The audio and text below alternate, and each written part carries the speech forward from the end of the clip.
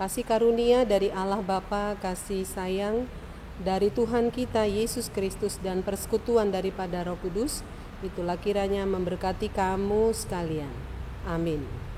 Shalom, selamat pagi, selamat kita bertemu kembali dalam renungan harian HKBP Jambi pada hari ini Selasa 7 November 2023. Kiranya kabar kita dalam keadaan baik dalam satu hari ini.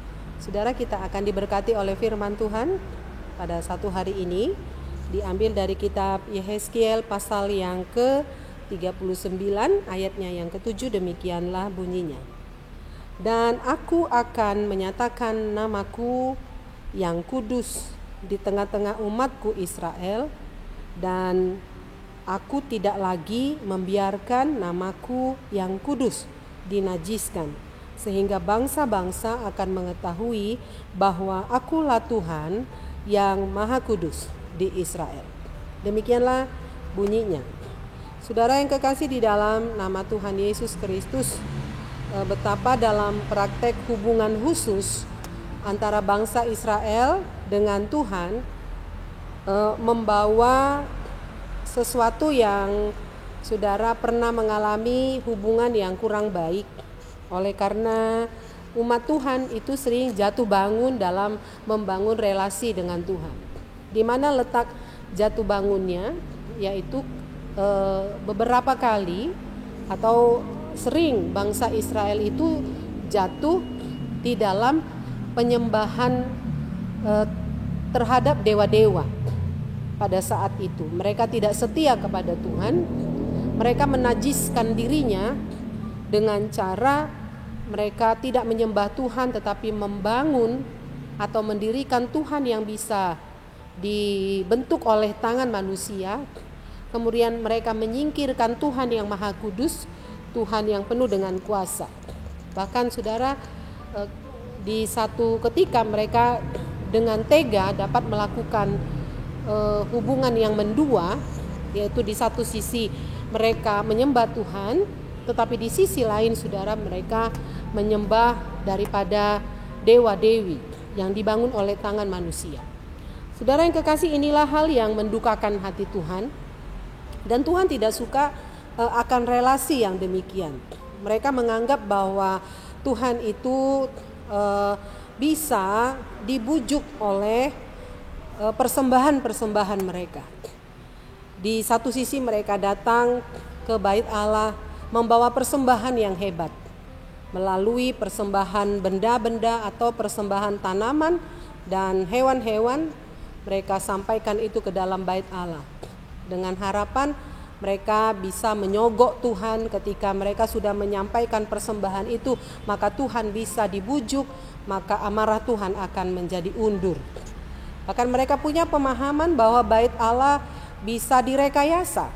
Begitu mereka masuk ke dalam bait Allah, masuk melalui pintu itu saja mereka berdiri, maka terjadi pengudusan secara magik.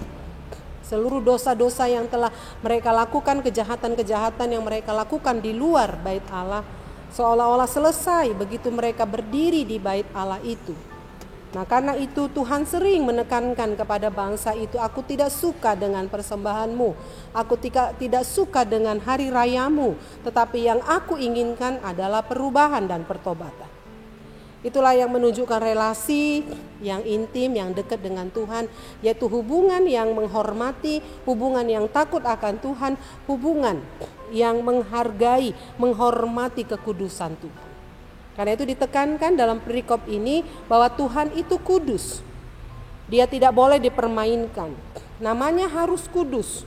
Dan umat Tuhan datang ke bait Allah harus datang di dalam kekudusan. Kapankah umat Tuhan itu menajiskan bait Allah? Ketika mereka mendua hati. Ketika mereka menyingkirkan Tuhan yang harus mereka sembah dan mereka agungkan. Karena itu saudara yang kekasih di dalam nama Tuhan Yesus Kristus, di tengah-tengah dunia yang semakin maju di era zaman kita pada saat ini, tanpa sadar kita mungkin atau ada beberapa banyak orang tidak lagi menganggap serius reputasi, tidak menganggap serius lagi tentang kekudusan Tuhan, tentang kuasa dan tentang otoritas Tuhan di dalam tindakan dan di dalam percakapan sehari-hari. Ada mungkin banyak orang yang mereka tidak menyadari kehadiran Allah dalam hidup sehari-hari, sehingga manusia gampang untuk jatuh ke dalam dosa, gampang saja melakukan dosa, menganggap bahwa Tuhan itu tidak ada, atau menganggap bahwa Tuhan itu bisa dibujuk dengan persembahan-persembahan, seolah bisa melakukan cuci uang oleh orang-orang tertentu. Tetapi nubuatan Yehezkiel, kita dapat melihat bahwa Tuhan tidak mengizinkan kekudusan namanya diremehkan oleh umat Israel ataupun oleh bangsa-bangsa lain. Nama Tuhan itu tetap kudus, baik di hari yang lampau, hari ini dan selama-lamanya. Tuhan itu adalah Tuhan yang kudus. Dan Tuhan yang kudus itu bukan saja sebuah sebutan semata, tetapi Tuhan yang kudus itu mewakili kuasa, otoritas, sifat, reputasinya sebagai pencipta dan alam semesta, yang dimana setiap orang yang menyebut dirinya sebagai pengikut Tuhan haruslah juga mengejar kekudusan dengan cara meminta Tuhan menguduskan kita dan menghormati Tuhan. Tidak ada Tuhan yang lain, tetapi lewat kehidupan kita sehari-hari, maka kelihatanlah bahwa saudara, hidup kita itu di dalam kekudusan. Karena itu jangan anggap remeh dengan hal ini, takutlah akan Tuhan. Itu yang mau dikatakan firman Tuhan pada saat ini. Dimanapun kita berada, hormatlah kepada Tuhan yang kudus, yang punya kuasa. Jangan permain-mainkan Dia, tetapi Dia adalah Tuhan yang maha melihat apapun yang dikerjakan oleh manusia di dunia ini, bahkan di tempat-tempat yang tersembunyi sekalipun.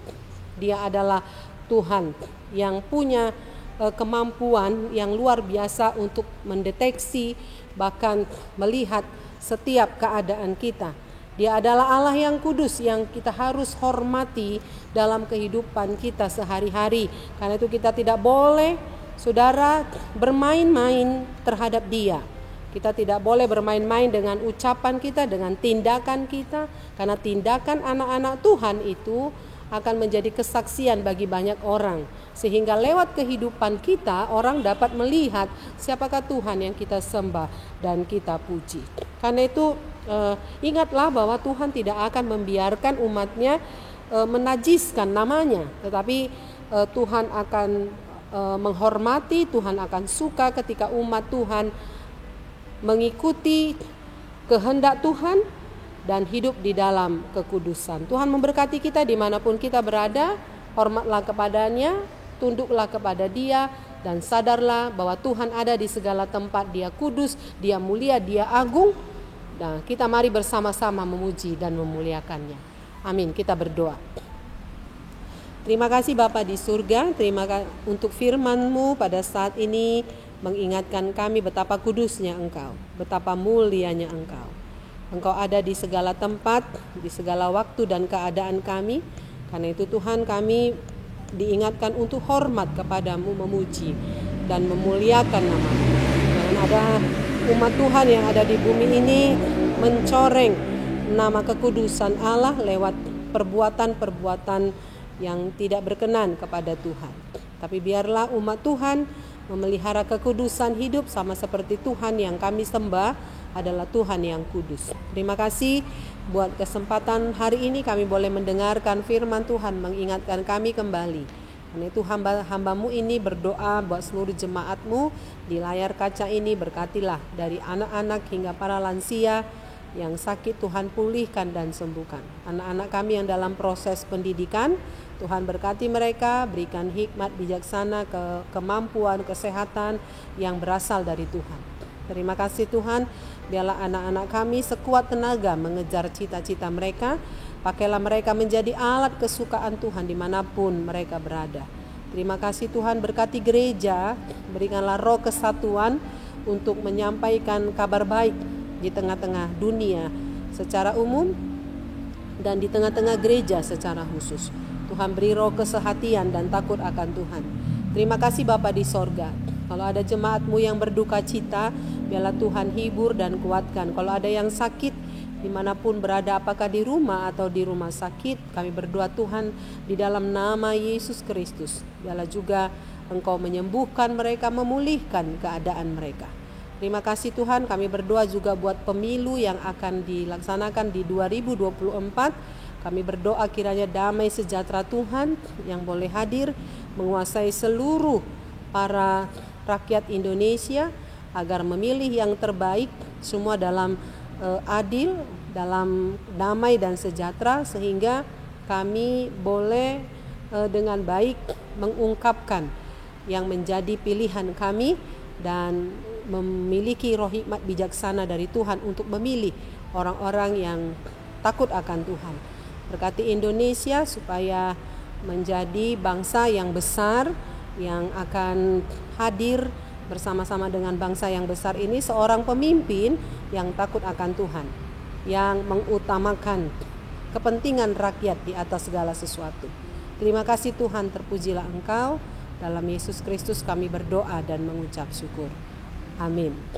Shalom Bapak Ibu, selamat pagi, selamat kita melakukan aktivitas kita dalam satu hari ini.